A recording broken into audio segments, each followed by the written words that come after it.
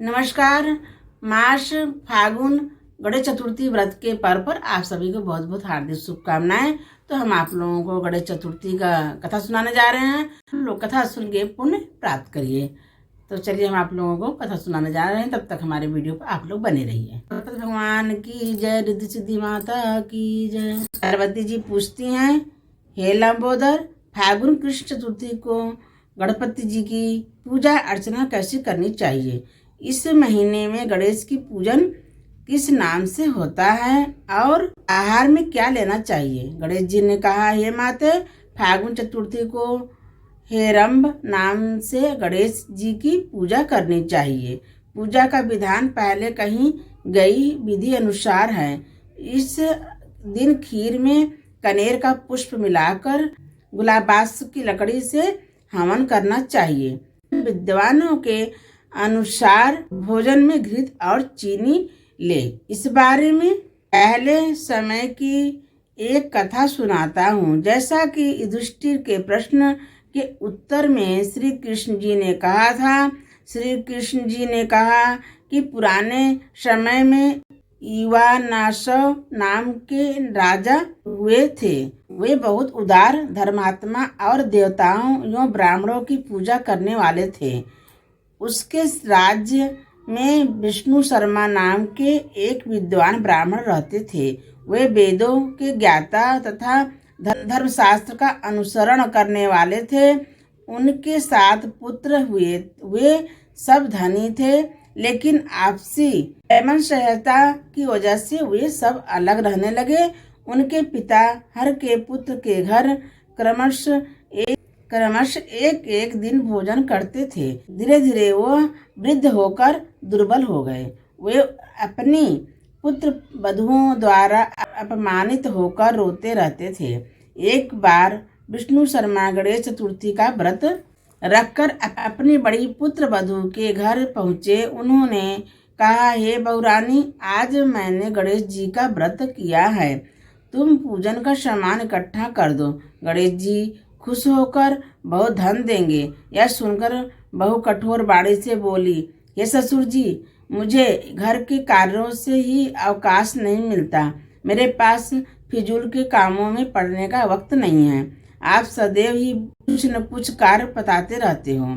आज गणेश जी की व्रत करने को कह दिया।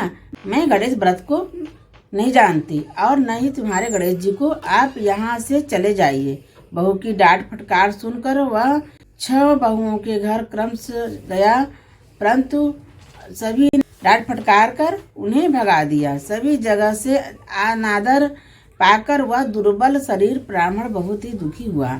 अंत में वह छोटी बहू के घर जा बैठा।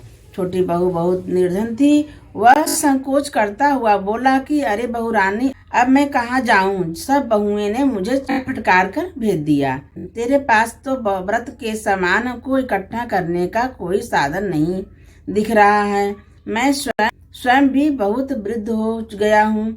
यह कल्याणी बहू, मैं बार बार विचार करता हूँ, इस व्रत को करने से सिद्धि मिलेगी और सभी दुखों का नाश हो जाएगा। अपने ससुर की यह बात सुनकर बहू बोली, हे ससुर जी, आप इतने परेशान क्यों हो रहे हैं? आप स्वेच्छा पूर्वक व्रत कीजिए। आपके साथ मैं भी हूँ, इस व्रत को करूँगी। इससे हमारे दुखों का नाश हो जाएगा। ऐसा कहकर छोटी बहू कहीं से भीख मांग लाई और उसने अपने तथा ससुर के लिए अलग अलग लड्डू बनाए। उसने चावल, चंदन, फल, फूल, धूप, दीप और नैवेद्य सब पृथक पृथक करके ससुर के साथ पूजन किया। इसके बाद आदर से ससुर को भोजन कराया। भोजन की कमी के कारण आप कुछ न खाकर भूखी रही। यह महादेवी आधी रात के बाद ससुर को उल्टी दस्त होने लगा, जिससे उसके दोनों पैरों गंदे हो गए। उसने ससुर के पैर धुलवाए और शरीर पोंछा। वह दुखी होने लगी कि मुझ अभागिन के कारण हम आपकी ऐसी दशा क्यों हुई? हे ससुर जी, रात्रि में मैं कहाँ जाऊं? मुझे कोई उपाय सुझाई। सारी रात विलाप करते रहने से अनजाने में उसका जागरण भी हो गया। और जब सुबह हुई तो छोटी बहू क्या देखती है कि उसके घर में हीरे मोती और मड़ियों बिखरी पड़ी थी और घर प्रकाशित हो रहा था। उसके ससुर के उल्टी दस्त भी अब बंद हो गए थे। हैरान होकर वह अपने ससुर से पूछने लगी, यह क्या हुआ? यह धन किसका है? अरे इतने हीरे मणि मूंगा आदि मेरे घर में कैसे आ गए? हे ससुर जी, हमें कोई चोरी में फंसाने के लिए तो यह घर में नहीं डाल गया?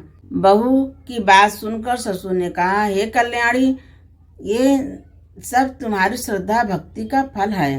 तुम्हारी भक्ति से गणेश जी की प्रसन्न हो गए और उन्होंने इस व्रत के करने से ही तुम्हें इतना धन दे दिया। बहू कहने लगी, ससुर जी, आपकी कृपावश गणेश जी प्रसन्न हुए और मेरी निर्धनता दूर हुई और मुझे अपार धन संपत्ति प्राप्त हुई। आप धन्य हैं, आपकी कृपा से ही मैं धन्य हुई। अब छोटी बहू के घर अपार धन संपत्ति देखकर अन्य बहुएं बहुत क्रोधित हुई। वे कहने लगी कि बूढ़े अपने अपना सारा जमा किया हुआ धन छोटी बहू को दे दिया है। भाइयों की आपसी कलह को देखकर विष्णु शर्मा भयवश कहने लगे कि इसमें मेरी कोई गलती नहीं है। छोटी बहू को केवल इस व्रत के करने से ही गणेश जी ने प्रसन्न होकर यह कुबेर जैसी संपत्ति प्रदान की है। ये बहुओं, मैंने पहले तुम्हारे घर जाकर इस व्रत को करने के लिए कहा था, परंतु तुमने मुझे फटकार दिया। छोटी बहू ने भीख मांगकर इस व्रत को किया। इस व्रत को करने से गणेश जी ने प्रसन्न होकर इसको अपार संपत्ति प्रदान की है। गणेश जी कहते हैं, हे माता, उस ब्राह्मण के 6 बेटे गरीब, रोगी और दुखी हो गए। सिर्फ छोटा बेटा ही धन्यवान बन गया। 6 पर परस्पर बराबरी करते हुए फागुन कृष्ण चतुर्थी का व्रत करने लगे। इस व्रत के फल स्वरूप वे सब भी क्रमशः धन्यवान बन गए। इसी तरह जो लोग इस व्रत को करेंगे वे भी धन्य धान्य से पूर्ण रहेंगे। श्री कृष्ण जी कहते हैं कि हे युधिष्ठिर, गणेश चतुर्थी के व्रत को करने से राज्य की इच्छा वाले राज्य प्राप्त होता है। अतः ये राजन, आप भी इस व्रत को करें। इस व्रत के प्रभाव से आप कष्टों से मुक्ति पाकर राज्य का सुख भोगने लगेंगे। श्री कृष्ण जी यह कथा सुनकर युधिष्ठिर अति प्रसन्न हुए और इस व्रत को करके गणेश जी की अनुकंपा से संपूर्ण राज्य के शासक हुए। श्री गणपति भगवान की जय। लक्ष्मी नारायण भगवान की जय।